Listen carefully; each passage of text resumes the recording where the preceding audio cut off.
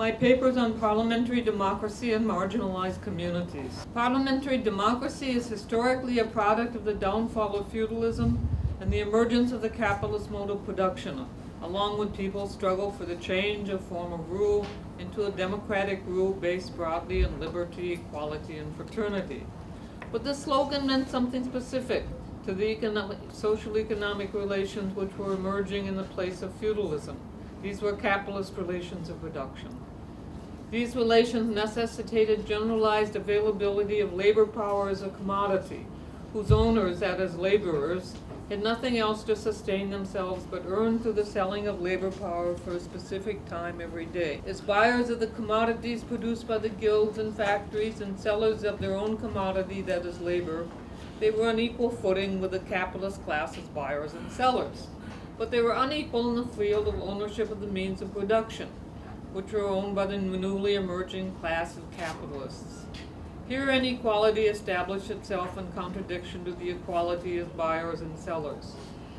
All these terms then started getting questioned from the inception of capitalism, by the working class and laborers in general, and also by the farming communities who were continually getting expropriated of their means of production and exploited through the medium of market relations.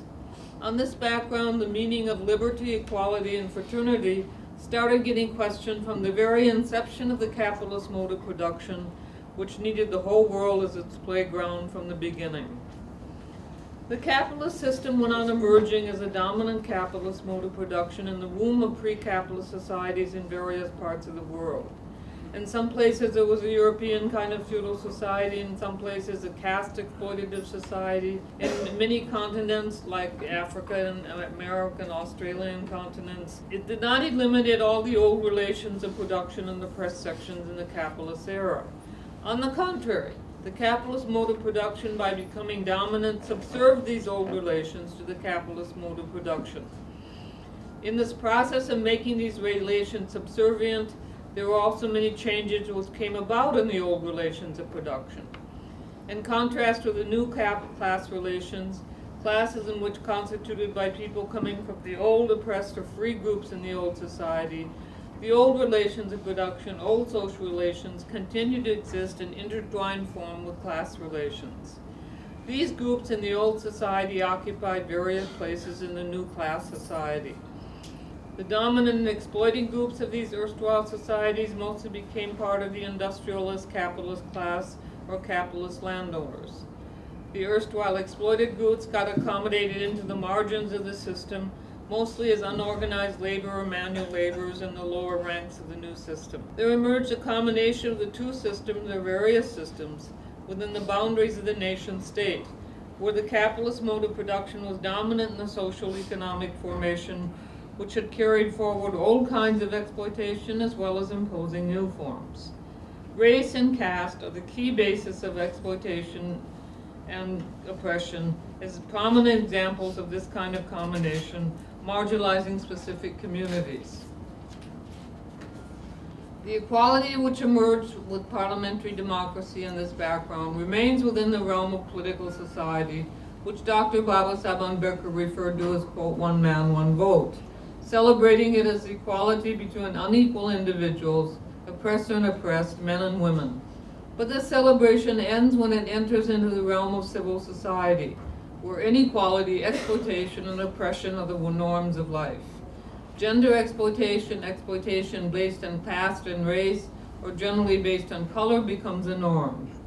The same individuals who are equal in the political realm are unequal in the realm of civil society. Same thing happens with liberty. Liberty could be understood in two ways. One is the liberty of each individual to have the right to dissent, right of speech, right to protest, right to demonstrate, etc.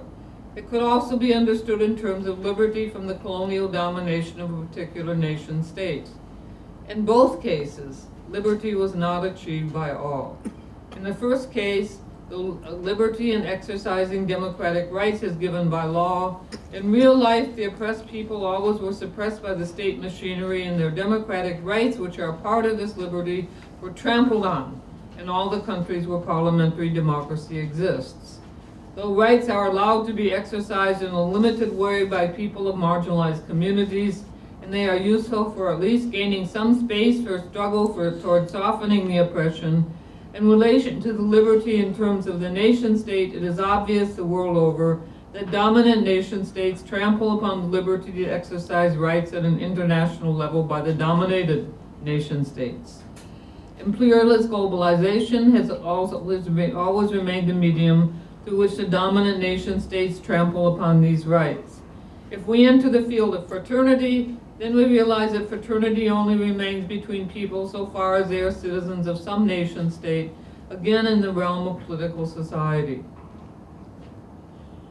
But one thing that is usually ignored is that marginalized communities, which are unified before their submission, are as a part of exploited caste groups, start getting stratified within themselves because the entry of a minuscule percentage of them into the middle classes, enterprising educated elite, and to some extent into the capitalist class. The unity of all oppressed class within themselves as an oppressed community is intervened by the capitalist system, creating an illusion that it's possible for every individual to take the same route and climb the ladder to become part of the upper classes. The second problem, which is created by the capitalist mode of production, is within different opportunities to different communities on the basis of the niches in the capitalist system, which could be entered in a different manner by different oppressed groups of erstwhile marginalized communities. This brings a divide between various oppressed groups, may they be castes or communities. To recognize the fact that the capitalist system is such a system in which some individuals from even exploited classes can always enter into the capitalist elite, but it cannot be the norm of the system and cannot apply to the exploited or oppressed classes and communities as a whole. Cognition of this reality becomes crucial in a parliamentary democracy, where some individuals always can bargain on behalf of the marginalized community, enter the assemblies and parliaments, and become part of the protectors of the capitalist mode of production, maintaining the pre-capitalist forms of exploitation. This brings us to the realm of the process of representatives getting elected through elections to become part of the legislative, which is one of the main arms of elected government in all nation states where parliamentary democracy exists. Obama, by becoming a president, not only gets appreciated by racially oppressed people in the USA, creating an illusion that he can do magic as president and do something from above within the state apparatus, which would end exploitation in marginalized communities, races, and communities of color. Even that creates an illusion in the minds of social democratic parties and parties calling themselves communists, which celebrated the election of the Obama as a historical landmark achieved in the history of parliamentary democracy. Any person who was part of the oppressed race, oppressed community of color, oppressed caste, oppressed nationalities, Adivasis, etc., once he gets elected and becomes a part of the legislature, cannot but function as a part of the bourgeois state, which creates a facade of being autonomous from the capitalist mode of production, or being separated from the interests of any class or caste whatsoever in the civil society. But this state has to function for running the system, running the social economic formation dominated by the capitalist mode of production, running a class, caste, gender divided society, which is gripped by the struggle of oppressed classes, communities, and genders against their oppressors, which means the state has to maintain a status quo. And status quo cannot but mean a society which is a society dominated by the exploiting castes, classes, gender, and races. Once parties calling themselves representatives of oppressed, marginalized communities start taking part in elections, they become part of the system and have to play their game on the ground through the rules decided by the society dominated by the capitalist mode of production. Today there's a new reality which is not only shaped by the realm of relations of production, culture, and social relations, but by the parliamentary democracy which has formed each marginalized community as a vote bank group, headed by the expert organizers knowing how to play the democratic game. This formation of vote bank groups creates a new situation which has created the interests which want to maintain the caste system as it is and the marginalization of the communities as it is by more and more consolidation of the vote bank pattern. Expert bargainers may join any party without making a difference of its ideology, which may be supportive of maintenance of the caste system, caste hierarchy, marginalized position of the community, exploitation and oppression of the races, etc. Through this process, new interest groups whose political and economic interests are in maintaining exploitative and marginalized position for becoming a bargainer for political position have emerged. This creates a most modern aspect of marginalized positions, caste and race exploitation, given rise to by the parliamentary democracy, in which oppressed peoples themselves participate in continuation of their marginalization and exploitation. The role Brahmanic religion was playing in relation to the caste system in South Asia is now also played by the novel way the parliamentary democracy has come to function.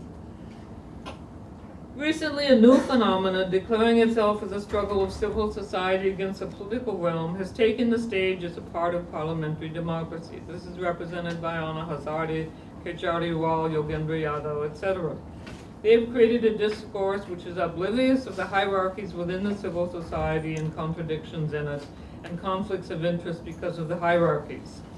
They pose their freedom struggle, holding the national flag in their hand, as a champion of the struggle to achieve justice for civil society.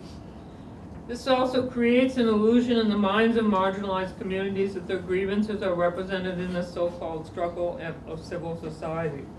So the capitalist landowners, the big merchant class capital, traders, farmers, agricultural laborers, women, youth of all castes and creeds are represented homogeneously in this civil society struggle, which is not thoroughly analyzed and exposed theoretically as yet on the basis of understanding of the divisions which the capitalist mode of production and parliamentary democracy create in society in the form of the realm of political society and realm of civil society. It is the need of the hour that critical theory about parliamentary democracy we should deal with this aspect of parliamentary democracy and social functions dominated by the capitalist mode of production. If this is not done, then more and more deceptions can emerge in a political realm which would become obstacles in the way of liberation of marginalized communities from their exploitation and oppression.